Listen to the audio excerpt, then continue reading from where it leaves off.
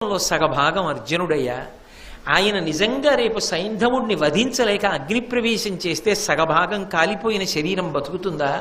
కాబట్టి నేను కూడా మరణిస్తానయ్యా. కానీ ఆ సైంధవుణ్ణి పట్టుకోవడం అంత తేలిక. ఒకరోజు సూర్యాస్తమయం లోపల పట్టుకోవాలంటే అటు కురువీరులకు ద్రోణుడికి గొప్ప అవకాశం ఇచ్చేశాడే అర్జునుడు. రాత్రికి గురువు ఏ వ్యూహాన్ని రచిస్తాడో, ఎలా పట్టుకుంటానో నాకేమీ మనసు అట్టం లేదయా. మనసు పరిపరి విధముల పోతోంది.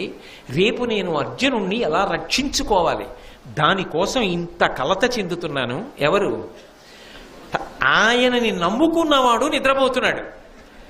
తనని నమ్ముకున్నవాడు నిద్రపోతుంటే వాణ్ణి ఎలా రక్షించాలని పరమాత్మ నిద్రమాని తిరుగుతున్నాడు. అది భగవంతుని యొక్క అనుగ్రహం.